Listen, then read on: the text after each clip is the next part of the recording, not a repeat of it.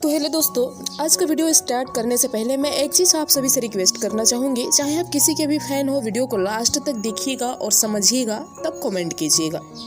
देखिए, YouTube music chart India का जो सेक्शन है उसमें हम किसी भी कलाकार का ग्राफ देखते हैं कि कौन किससे ऊपर है या कौन टॉप में है। तो इसमें दो राय नहीं है कि भोजपुरी में खेसारी लाल यादव जी हमेशा ही टॉप में रहते हैं, लेकिन पिछले कुछ दिनों से पवन सिंह लगातार जो कंटिन्यू मेहनत कर रहे हैं उसके बदौलत वो खेसारी लाल के बहुत करीब पहुंच चुके थे। लेकिन इस हफ्ते दोनों के व्यूज़ में ज़मीन आसमान का फ़र्क है। लगभग मुझे लग रहा है कि 30-40 मिलियन का।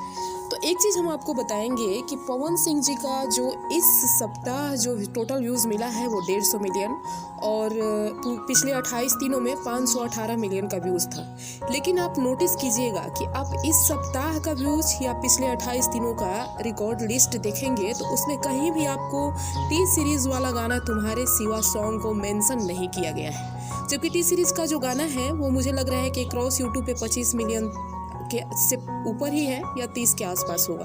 तो सोचिए, अगर ये 25 मिलियन व्यूज़ भी जोड़ता तो 175-80 के करीब होता पवन सिंह जी का व्यूज़।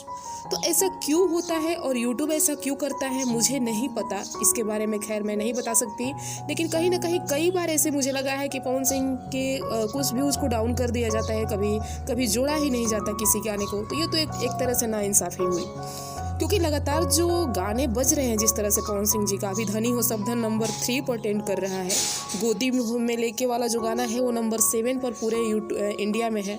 तो इस तरह से काफ़ी वो उनका ग्रोथ फिलहाल काफ़ी ऊपर उठा हुआ है, लेकिन फिर भी ट्रेंडिंग लिस्ट में म्यूजिक चार्ट में वो नीचे ही दिखाई दे रहे हैं। तो ये सब क्यों हो रहा है, कैसे हो रहा है मुझे नहीं पता। अगर कहीं कुछ कमी है तो उसको यूट्यूब को सुधार करना चाहिए। खैर, इस पर आपकी क्या राय है, क्या कहेंगे, कमेंट जरूर करें और वीडियो को शेयर करें।